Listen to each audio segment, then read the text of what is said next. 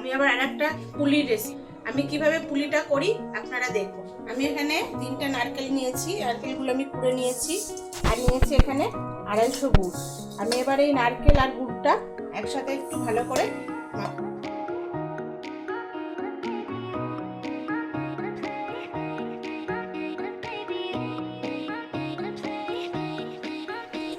এটা আমার মাখা হয়ে গেছে, আমি এবার এটা গ্যাসে বসাবো।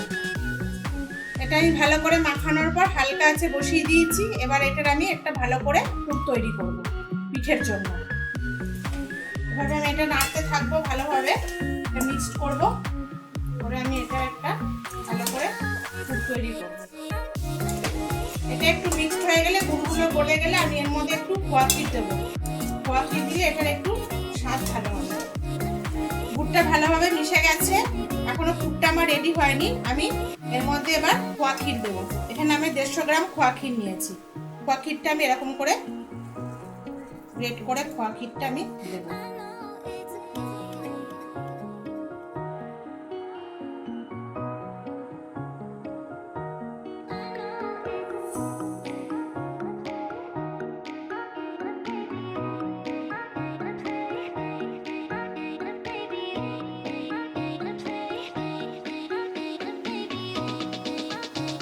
দেখুন আমার পুরটা পুরো রেডি হয়ে গেছে।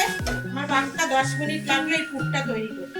এভাবে আপনারা পুরটা তৈরি করবেন, তাহলে খেতে খুব সুস্বাদু হবে পিঠেটা। আমি এবার পুরটা নামিয়ে নিচ্ছি। আমি এবার পুলির জন্য চালের গুঁড়ি দিয়ে আটাটা রেডি করব। আমি এখানে পরিমাণ মতন নুন নিয়ে নিলাম।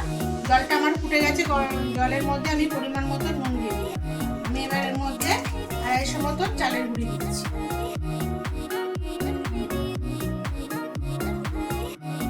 আমি এবার আটা মাখার মতন করে রেডি করে দেবো। গ্যাসটা অফ করে দিচ্ছি, দিয়ে এটা আমি 5 মিনিট মতন ঢেকে রেখে দেবো। 5 মিনিট হয়ে গেছে, আমি এবার এটা ভালো করে মেখে নেব।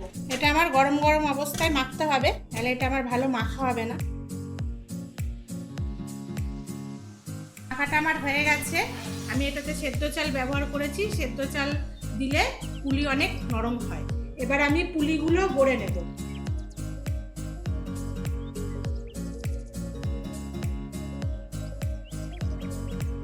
আমি বাটির আকার করে নেব। এর মধ্যে আমি পুরটা দেব। পুরটা করে রেখেছি।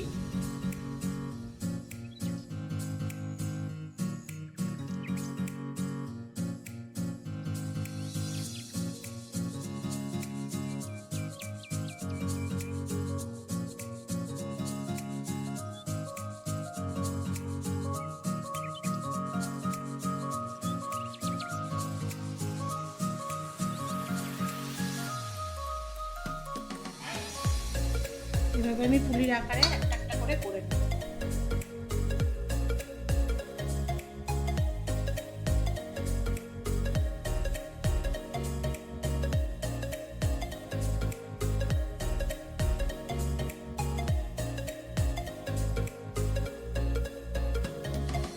পুলিগুলো আমি পুলিগুলো সমস্ত করে নিয়েছি। এবার আমি এগুলো দুধে ফেলবো। আমি গ্যাসে দুধ বসিয়ে দিয়েছি। দুধটা আমার 5 মিনিট মতন ফুটেছে। আমি এর মধ্যে এবার গুড় দিয়ে দেবো।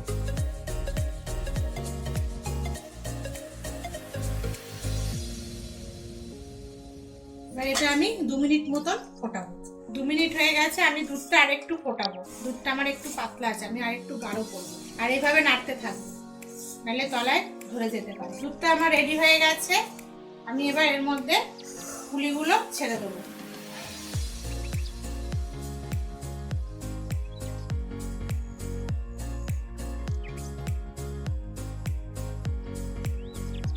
এবার এটা আমি লো টু মিডিয়াম আছে 1 মিনিট মতন রেখে দেবো। আমার পুলিটা সম্পূর্ণ তৈরি হয়ে গেছে। আমি এবার এটা সার্ভ করব।